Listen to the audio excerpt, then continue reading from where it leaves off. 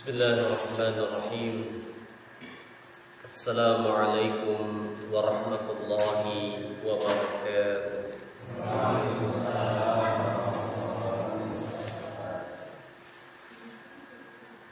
Innal hamdalillah nahmaduhu wa nasta'inuhu wa nastaghfiruh ونعوذ بالله من شرور أنفسنا وسيئات أعمالنا من يهده الله فلا مضل له ومن يضلل فلا هادي له أشهد أن لا إله إلا الله وحده لا شريك له وأشهد أن محمدا عبده ورسوله لا نبي ولا رسول بعده اللهم صل وسلم على نبينا محمد وعلى آله وصحبه أجمعين يا أيها الذين آمنوا اتقوا الله حق تقاته ولا تموتن إلا وأنتم مسلمون معاشر المسلمين والمسلمات rahimani wa rahimakumullah. Tiada henti-hentinya marilah kita senantiasa bersyukur kepada Allah Subhanahu wa taala atas segala limpahan nikmat, taufik, hidayah serta inayahnya kepada kita sekalian. Sehingga pada kesempatan yang mulia ini Allah Subhanahu wa taala masih memberikan kita kesempatan dan kemampuan untuk senantiasa belajar. Kemampuan dan kesehatan untuk menghadiri majelis ilmu. Yang kita berharap dan berdoa kepada Allah Subhanahu wa taala mudah-mudahan apa yang kita kerjakan mendapatkan pahala di sisi Allah Subhanahu wa taala. Amin ya rabbal alamin. Salawat beriring salam mudah-mudahan senantiasa tercurahkan kepada baginda Nabiullah Muhammad sallallahu alaihi wasallam, kepada keluarga, sahabat dan pengikutnya yang setia hatta yaumil akhir. Masyarul muslimin wal muslimat yang mudah-mudahan senantiasa dirahmati Allah Subhanahu wa taala. Pada kesempatan yang lalu atau pertemuan terakhir kita telah menyampaikan dan masih membahas tentang hadis Rasulullah sallallahu alaihi wasallam yang diriwayatkan oleh sahabat yang mulia, dan sahabat yang meriwayatkan hadis pada hadis yang ke-6 ini Ibnu Abbas.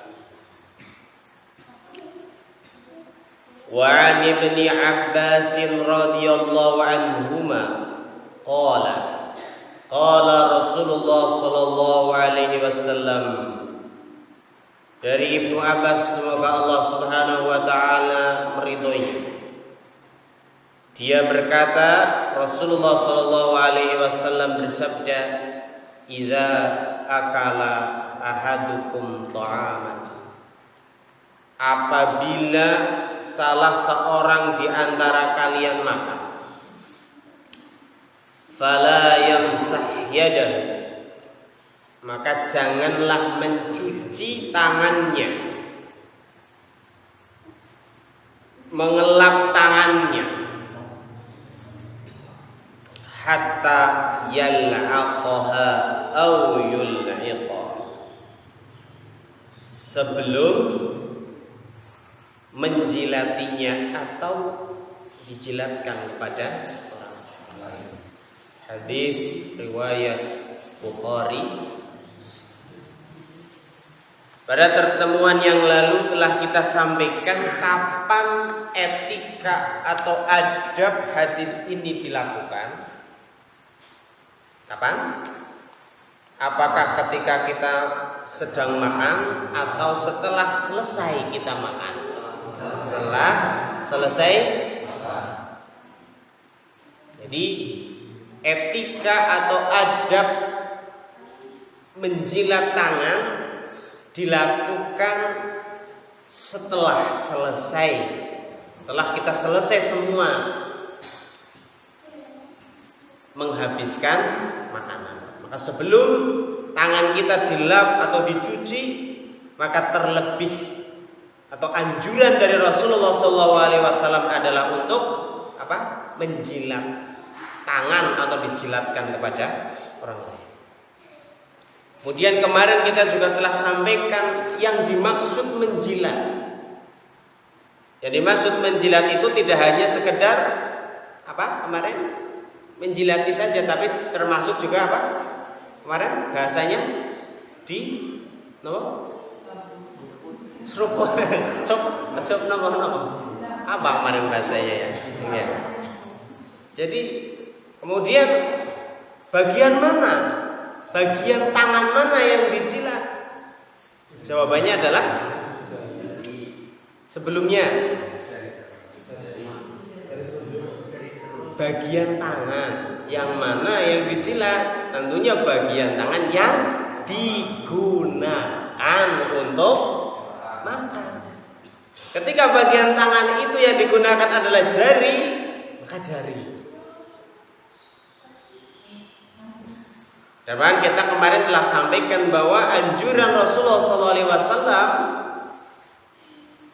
adalah ketika makan beliau menggunakan tiga jari. Karena dikala itu Rasulullah memakan kurma. Maksud juga kita telah sampaikan bagaimana ternyata 3 jari itu ketika dijilat ada urutannya. Yang mana? Dari tiga jari dulu. 3 jari yang dimaksud oleh Rasul adalah jari telunjuk, jari tengah, kemudian ibu jari. Ini yang dimaksud 3 jari. Dan ternyata juga Rasulullah SAW ketika menjilat 3 jari tersebut punya urutan. Yang pertama yang mana? Yang kemarin kita sudah sampaikan, yang jari. Kenapa alasannya jari tengah? Karena jari tengah adalah jari yang pertama, mungkin atau terlebih paling cepat untuk terkena makanan daripada 2 jari. Kemudian baru jari telunjuk, kemudian yang terakhir ibu.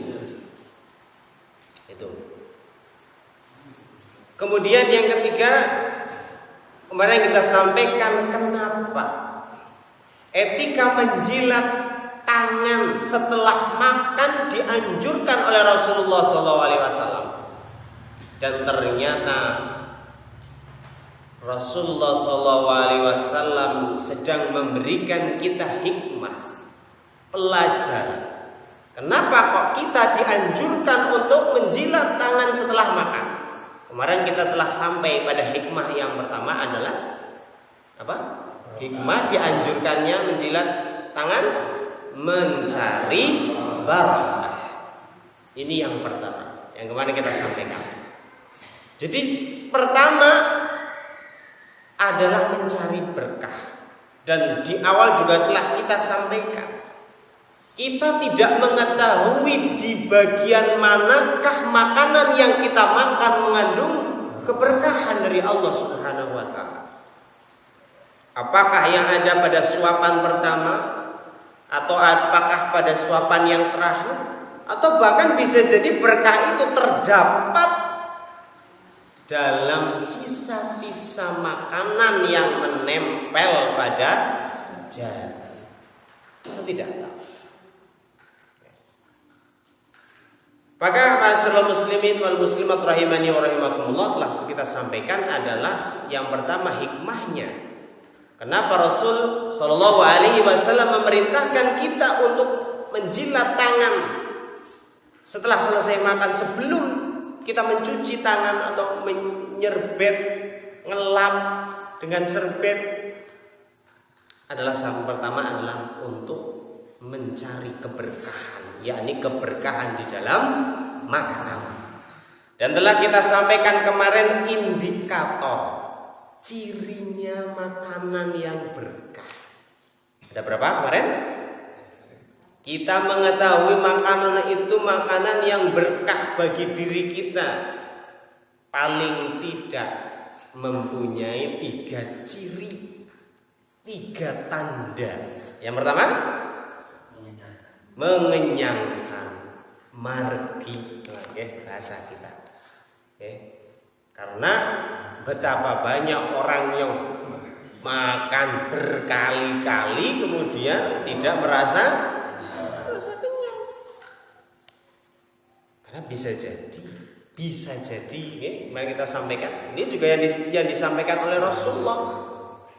Bisa jadi ketika orang yang makan kemudian tanpa memperhatikan etika makan, tanpa mengucap basmalah, kemudian di situ apa? Ada setan yang ikut makan dengannya.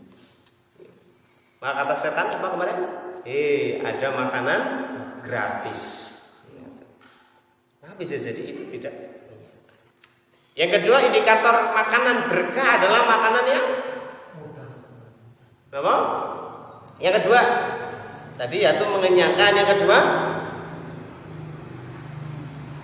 terhindar dari hal-hal yang negatif. Salah satunya adalah apa? Terhindar dari penyakit. Indikator yang kedua, makanan yang kita makan berkah adalah makanan yang tidak mendatangkan penyakit. Dan bahkan kita telah sampaikan di ujung pertemuan kita pada pertemuan yang lalu kita akan sampaikan perbedaan makanan yang kita makan saat ini dan makanan yang dimakan oleh baginda Nabi Shallallahu Alaihi Wasallam. Kemarin kita sampaikan, kita mungkin kalau dari segi gizi sudah memenuhi 4 sehat 5 sempurna. Jauh dari apa makanan yang dimakan oleh Rasulullah. Tapi sudah berapa kali kita sakit? Sudah banyak. Tapi Rasul berapa kali kita sampaikan? 1 atau 2 kali beliau sakit. Maka ini membuktikan bahwa makanan yang dimakan oleh baginda Nabi SAW adalah makanan yang mengandung berkah. Dan yang indikator yang ketiga adalah indikator yang paling penting dan telah kita sampaikan kemarin. Tanda makanan yang kita makan berkah adalah apa kemarin? Mudah untuk melaksanakan ibadah. Jadi setelah kita makan, kemudian kita tambah semangat di dalam melaksanakan ibadah.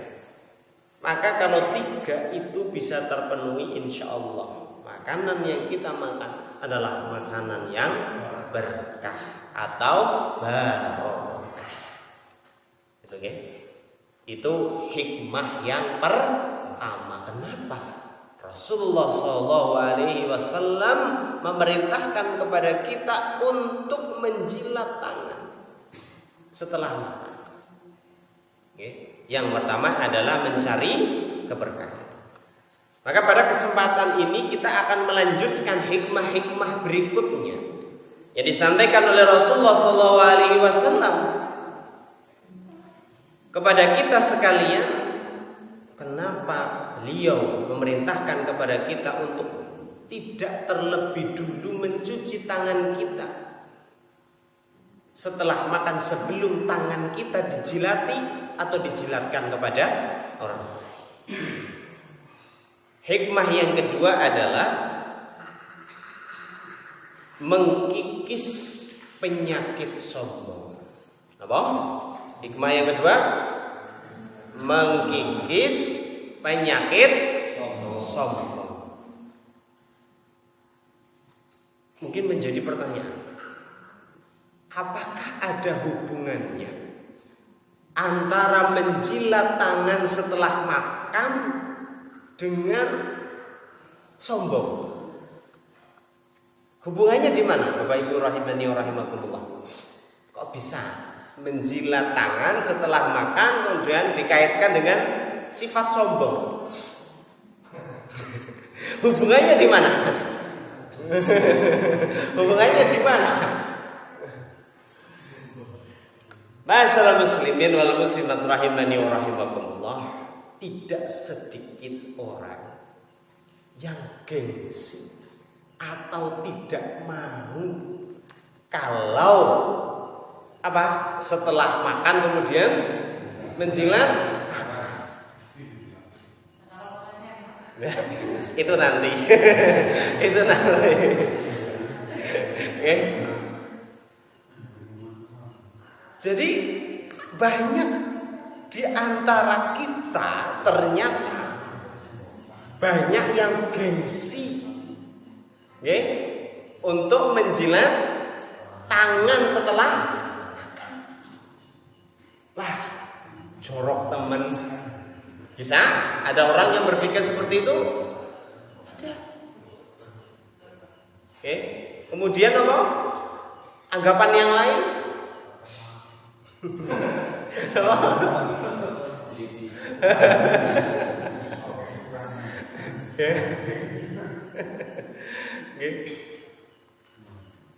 Padahal Bapak Ibu rahimani wa rahimakumullah, kalau kita perhatikan makanan yang pertama, yang kedua, yang ketiga yang kita makan dengan sisa atau yang tersisa makanan yang terakhir yang masih menempel, beda apa sama dengan yang kita makan? Sama. Tapi kenapa kebanyakan orang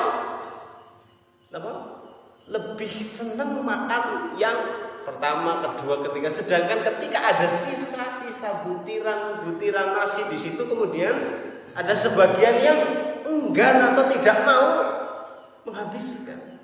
Padahal sejatinya makanan yang pertama dengan makanan yang terakhir sama. Maka Bapak Ibu rahimani wa rahimakumullah, disinilah letak hubungan atau korelasinya. Padahal para ulama menyebutkan bahwa orang yang tidak mau menjilati tangannya setelah makan, berarti orang tersebut adalah orang yang belum secara utuh mengenal Islam.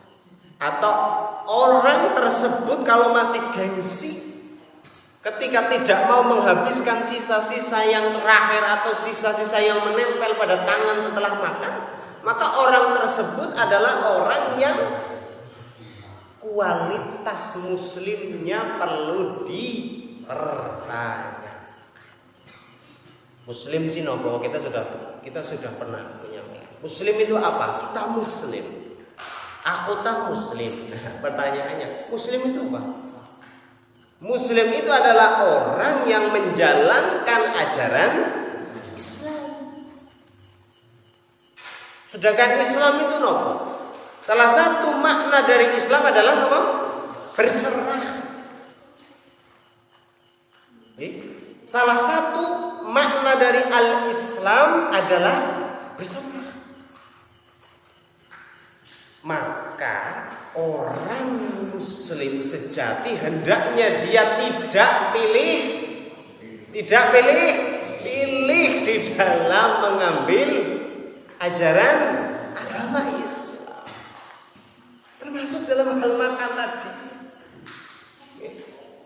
Maka orang yang bisa atau mampu terbiasa menjilat tangannya setelah makan, maka orang tersebut adalah orang yang telah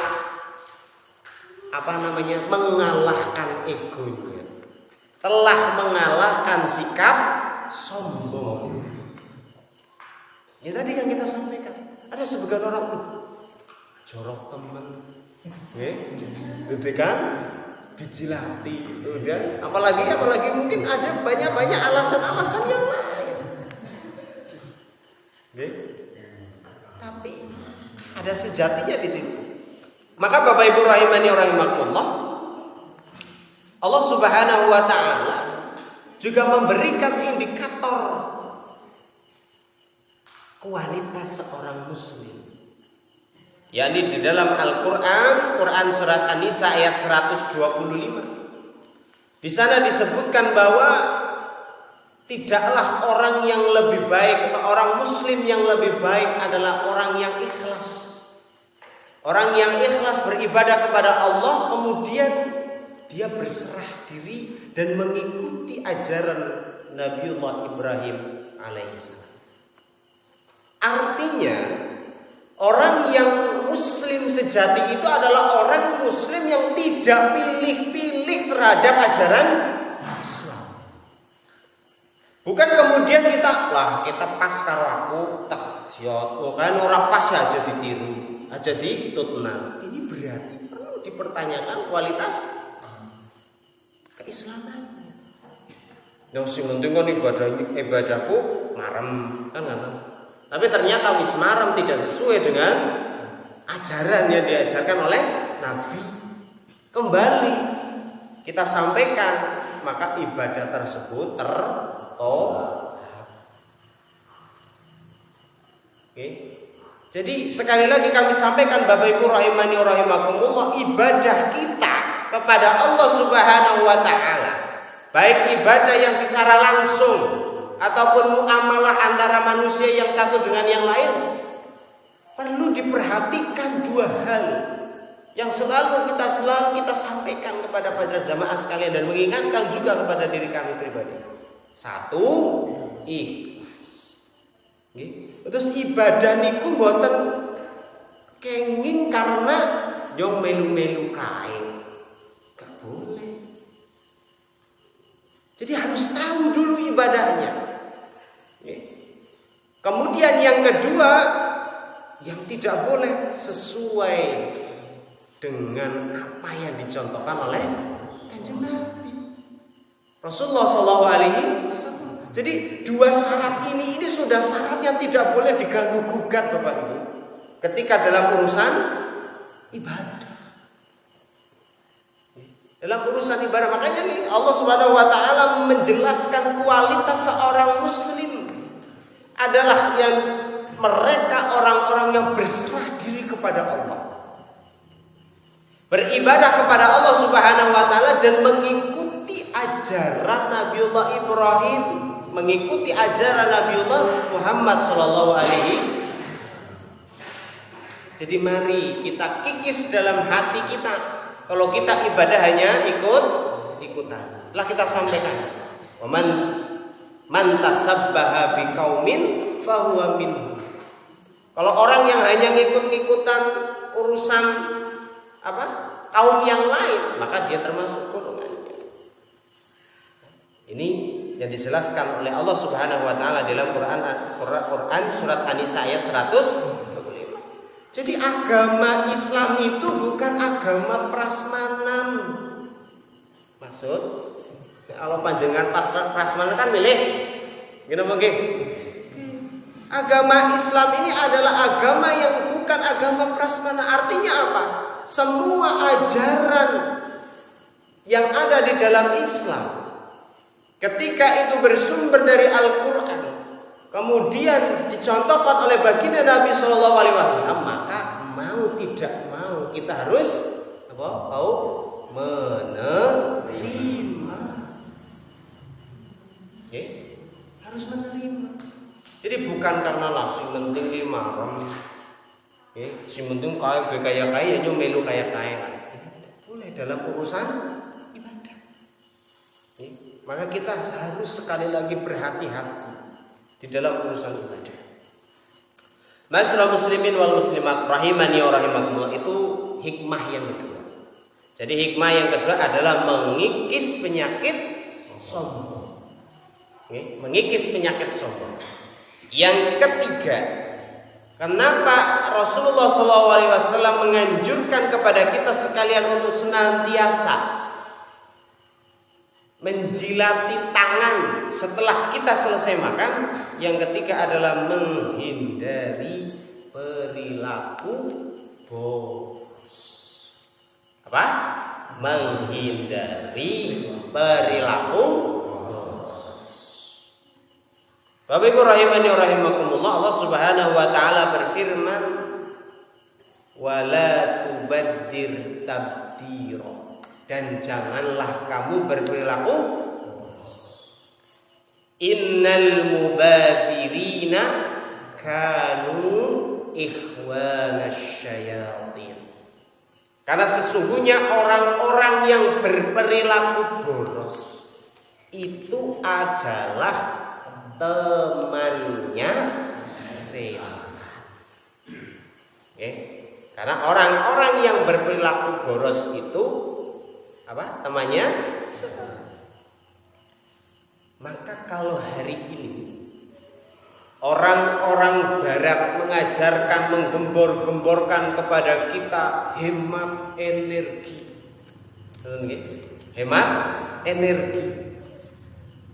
Tapi ajaran kita agama Islam yang mulia 14-15 abad yang lalu, Nabi kita Shallallahu Alaihi Wasallam sudah mengajarkan kepada kita untuk menghemat energi.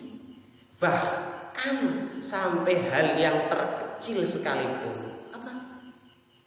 Kita tidak boleh membuang-buang sebutir nasi. Kenapa nggih? Jadi kalau orang-orang barat itu menggembor-gemborkan agar kita hemat energi, agama Islam kita ternyata sudah 14-15 abad yang lalu sudah mengajarkan itu juga kepada kita. Salah satunya hal yang terkecil adalah apa? Tadi kita tidak boleh membuang-buang sebutir nasi sekalipun. Masyaallah muslimin wal muslimat rahimani wa rahimakumullah.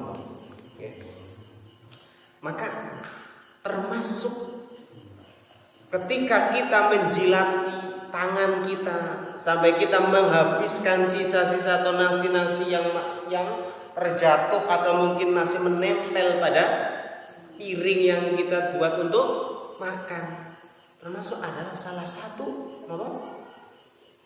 Mensyukuri, bentuk mensyukuri apa? Nikmat dari Allah Subhanahu wa taala. Dikala mungkin kalau kita tahu sekarang banyak sekali saudara-saudara kita muslim yang kesulitan di dalam apa? Maka ada sebuah kisah pendek di dalam sebuah pengajian syekh di Saudi Arabia. Ada seorang kakek-kakek yang sedang lewat, kemudian melewati bak sampah atau tumpukan sampah. Di situ kakek-kakek tersebut melihat ada nasi yang dibuang lengkap dengan lauknya. Kemudian sang kakek tersebut nangis di situ. Kemudian datang pemuda, didekati, kemudian ditanya, kenapa kok nangis kek? Apa? Kenapa kok kakek ini nangis? Beliau menjelaskan, dulu 10 tahun yang lalu, kala itu di Palestina juga terjadi hal yang sama seperti yang dia lihat, yaitu ada apa? Nasi yang dibuang lengkap dengan lauknya. Dan kala itu Palestina adalah negara yang masih makmur, masyarakatnya masih makmur. Tapi kita lihat Bapak Ibu rahimani rahimakumullah, sampai sekarang Palestina masih dijajah oleh kaum Israel. Maka tidak ada akibat tanpa sebab. Karena bisa jadi ketika perilaku boros atau menyia-nyiakan nikmat Allah Subhanahu wa taala bisa jadi mendatangkan apa? Bencana. Bisa jadi mendatangkan bala. Jadi sekali lagi kita sampaikan bahwa ternyata Yang menjadi sunatullah di muka bumi ini adalah segala kejadian bencana, wabah dan lain sebagainya. Tidak ada akibat kalau tidak ada sebab.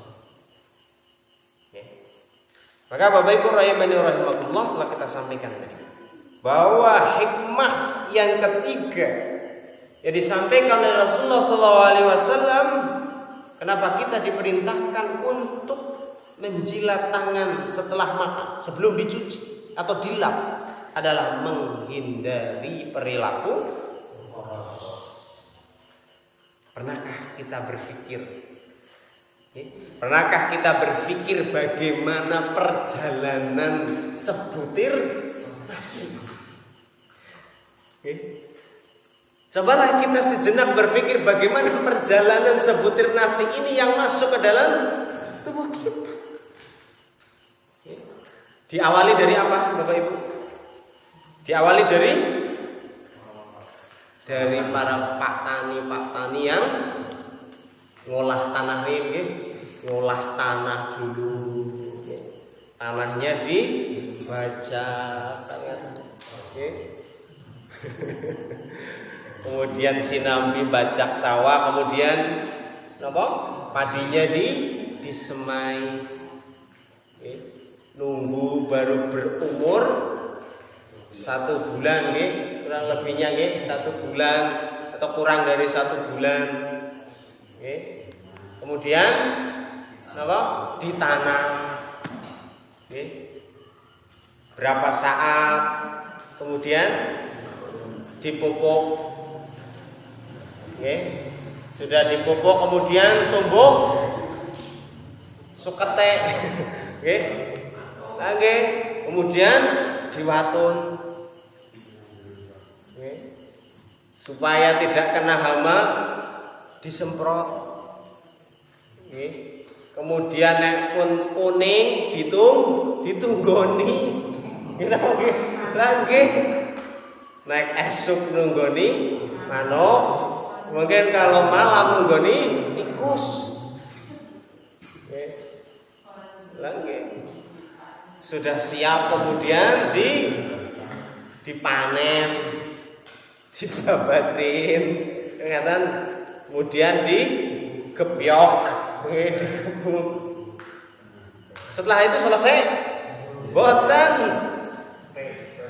dikeringkan dulu. Sampai situ belum juga, dipisahkan dulu. Antara kulit dengan berasnya diselipin. Sudah jadi beras? Belum juga. Dimasak dulu. Dicuci.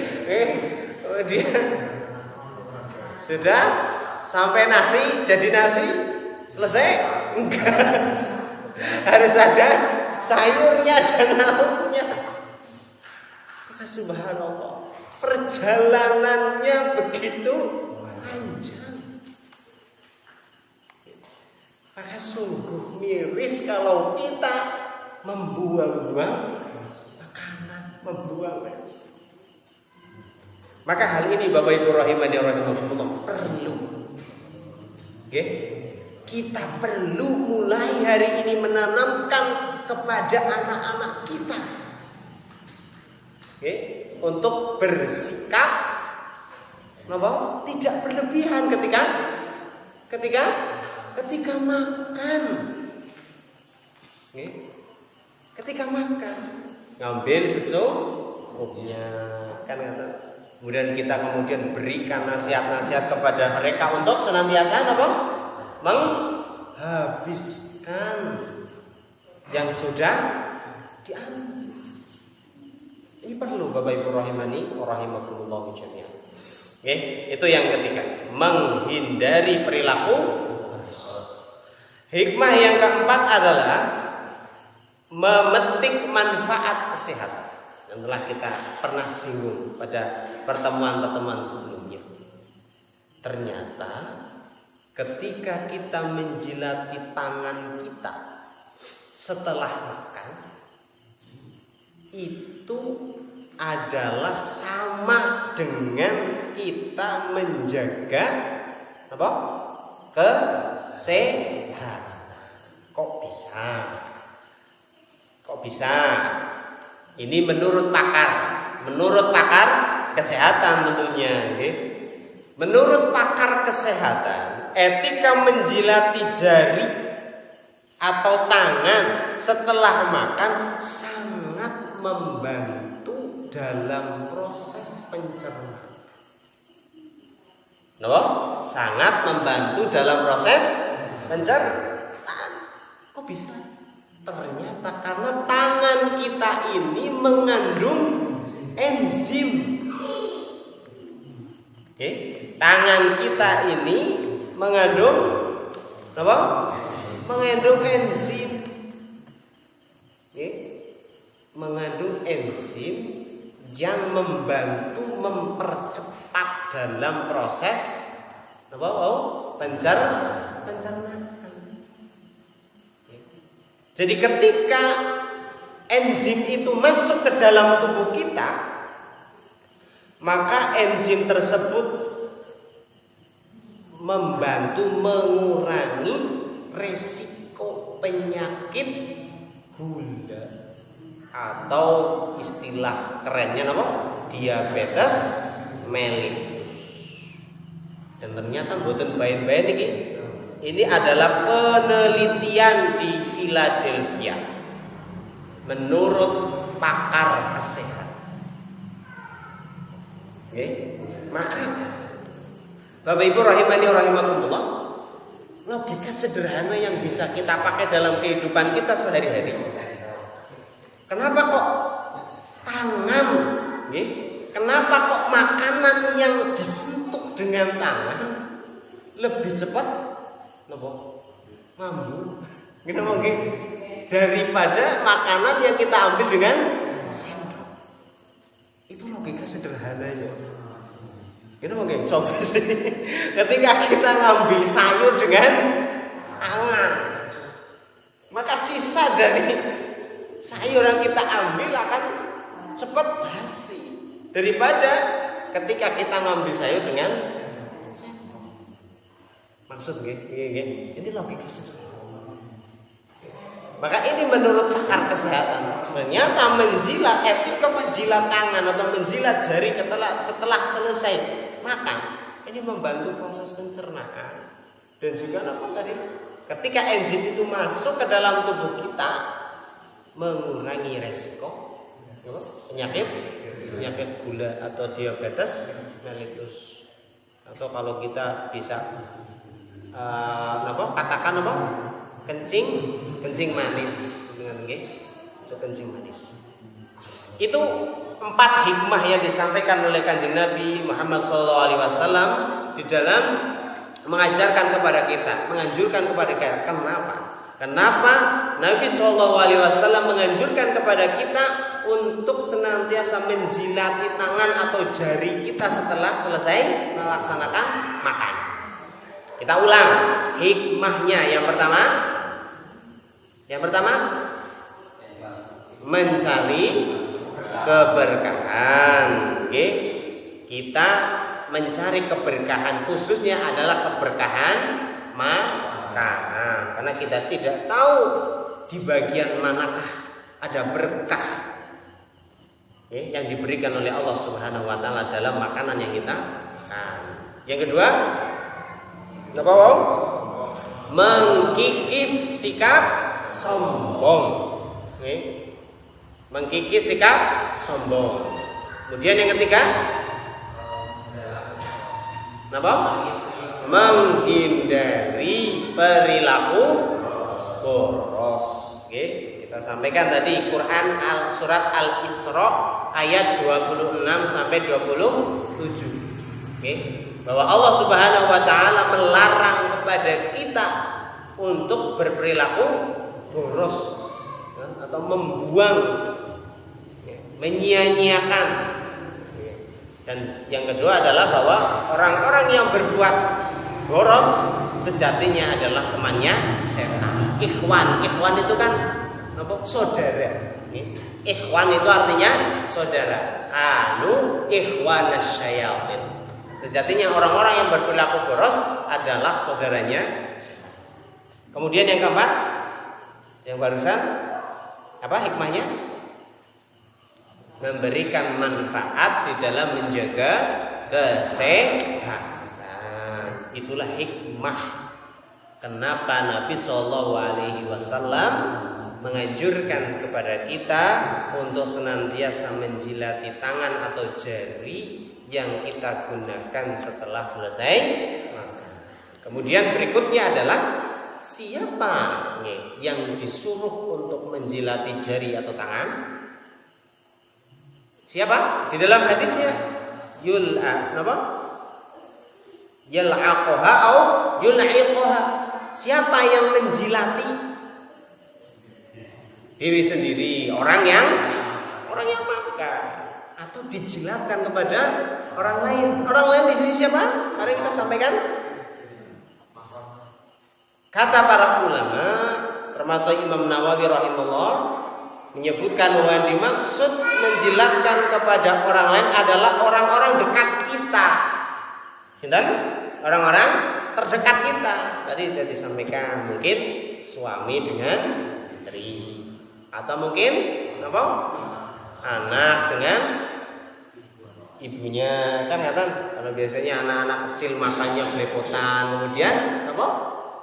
Dijilati oleh ibunya Dan disinilah kita itu kembali ke tadi itu. Apakah kita bisa mengkikis sikap sombong kita? Walaupun sekali lagi kita sampaikan, orang yang melihat kadang cici corok temen ya kan ya.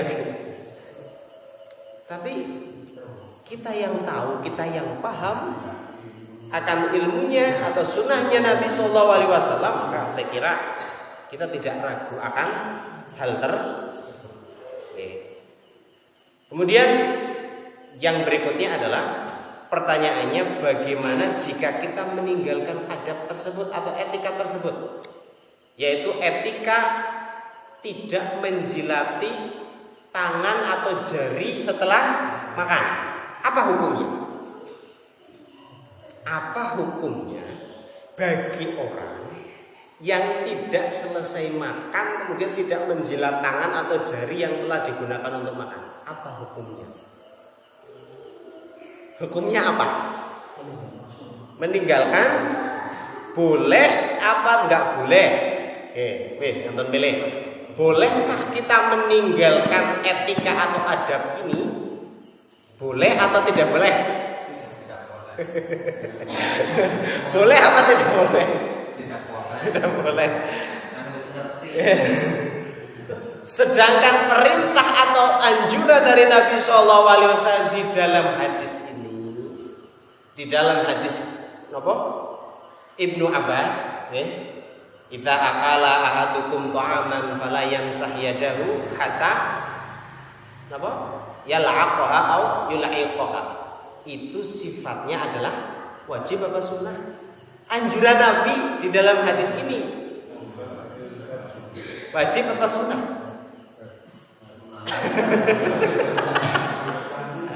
Anjuran menurut jumhur ulama. Anjuran Nabi di dalam hadis ini adalah sifatnya sunnah. Sifatnya apa? Sunnah. Sunnah siapa sunnah? Dikerjakan mendapatkan pahala. Ketika tidak dikerjakan tidak mendapatkan pahala. Dan tidak berdosa karena sunnah. Walaupun ternyata ada madhab yang menghukuminya sebagai wajib. Ada madhab yang menghukuminya menjilat tangan setelah makan itu wajib. Di situ adalah namanya madhab ad-Dhahiri. Imamnya bernama Imam Abu Daud ad-Dhahiri. Tapi jumhur ulama, kebanyakan ulama kesepakatan ulama. Sebagian besar menyampaikan bahwa anjuran Nabi SAW di dalam hadis ini adalah sunnah, sifatnya sunnah. Oke, tapi sekali lagi itu bagi orang yang tahu, maka bagi orang yang Islamnya atau muslimnya menjadi muslim yang berkualitas, maka dia tidak akan meninggalkan sunnah Nabi Shallallahu Alaihi Wasallam. Paham gak? Sampai sini gak? Jadi anjurannya sifatnya adalah sunnah. Telah kita sampaikan tadi, yang dimaksud sunnah adalah dikerjakan, mendapat pahala. Ketika tidak dikerjakan tidak dapat pahala. Tapi bagi orang muslim yang tadi yang kita katakan muslim sejati, muslim yang pasrah, orang milih-milih ajaran Allah dan Rasulnya SAW, maka tentunya dia akan melakukan atau menjalankan, karena itu adalah sunnah Nabi SAW.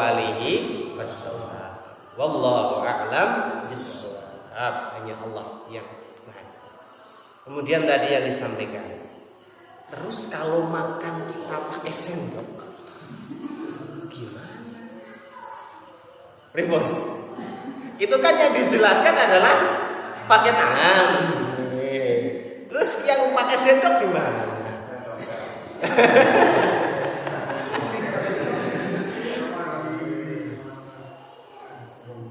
Ribon. Tidak usah khawatir. Ternyata para ulama-ulama kita juga ada yang bersepakat bahwa ternyata ketika kita makan pakai sendok pun itu juga ternyata sudah kita mengamalkan yang diajarkan oleh Nabi, yaitu makan dengan 3 jari. Kenapa kita makan sendok pakai gini kan minimal kan 3. Wallahu a'lam bishawab. Tapi yang jelas seperti itu. Kesimpulannya adalah ini adalah sunnah Nabi Shallallahu Alaihi Wasallam. Kita akhiri dengan alhamdulillahirabbil alamin. Subhanakallahumma bihamdika asyhadu an la ilaha illa anta astaghfiruka wa atubu ilaik. Wassalamualaikum warahmatullahi wabarakatuh.